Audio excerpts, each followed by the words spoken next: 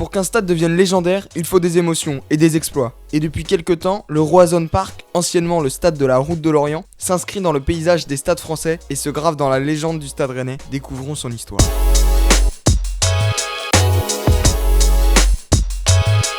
Le Stade Rennais est créé en 1901. Il joue alors sur un terrain souvent inondé. Après 11 ans passés sur ce champ de patates, il décide de déménager au 111 rue de l'Orient. Le stade était alors appelé le Parc des Sports du Moulin du Con. Il est composé d'une tribune en bois et son record d'influence est de 3000 personnes pour l'inauguration un fameux 15 octobre 1912. On ne le sait pas encore, mais c'est la naissance du Roazhon Park. Avec les débuts du professionnalisme, des tribunes plus grandes sont construites en 1971 pour une demi-finale de Coupe de France face à l'Olympique de Marseille, emmené par un Scoblar excellent avec une saison à 44 buts, 28 148 personnes se massent dans les tribunes. Mais le mieux, c'est de vous laisser avec les images et l'ambiance de l'époque.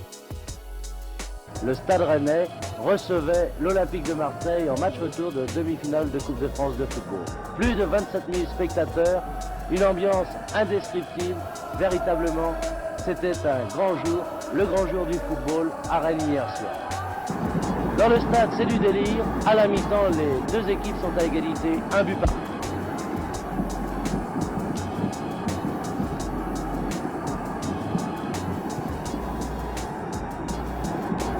Une ambiance, mais regardez bien, tu la tires, et le tir est repoussé, plus exactement, le tir d'Odoul est repoussé par Marcel Aubourg qui, fou de joie, court à travers le terrain. Un terrain envahi par les supporters, grâce au pénalty, 3-1.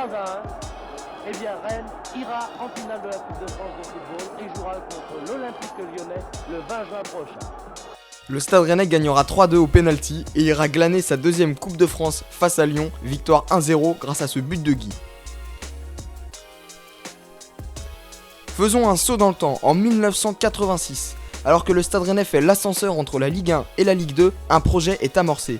L'objectif était d'atteindre 33 000 places. Alors naît une idée d'architecture avant-gardiste avec une charpente en métal couverte d'une grande toile. Après la construction d'une tribune, le projet est finalement avorté. C'est avec la stabilisation en Ligue 1 qu'est voté en 1997 le projet de la construction d'un nouveau stade de 25 000 places et aussi la création de la Piverdière, le centre d'entraînement des Rouges et Noirs. C'est alors la naissance du stade de la Route de l'Orient avec ses sièges verts et bleus. Il sera inauguré le 23 octobre 2004 devant 28 000 supporters. Depuis cela, l'aspect esthétique du stade n'a pas trop changé, mis à part le changement des sièges qui sont maintenant de couleur rouge et noir et qui ajoutent un cachet et une identité au Roazhon Park. Mais le sujet qui a souvent fait débat autour du stade des Rouges et Noirs, c'est son nom. Alors que le stade de la Route de l'Orient ne faisait pas l'unanimité, en 2008, avec le décès de Jean Prouff, légende absolue du Stade Rennais, et nommé en 2001 entraîneur du siècle par le club et les supporters, le projet de renommer le Stade Rennais à son nom vient sur la table, mais le projet est finalement écarté. En 2009, un projet de naming est proposé par le groupe Crédit Mutuel Arkea, qui ont proposé 30 millions d'euros pour rebaptiser le stade Fortuneo Stadium pendant 5 ans, mais les supporters font savoir leur mécontentement et le projet est reporté sans que les dirigeants rennais ne ferment la porte à un naming dans le futur. Mais le changement de nom sera définitivement relancé en 2015 par le président René Ruello, qui soumet à un comité composé de supporters, de partenaires et d'institutionnels proches du Stade Rennais un choix de nom de stade. Durant le débat, 3 noms ont émergé, le Roazhon Park, le Roazhon Celtic Park ou le Stade des Hermines.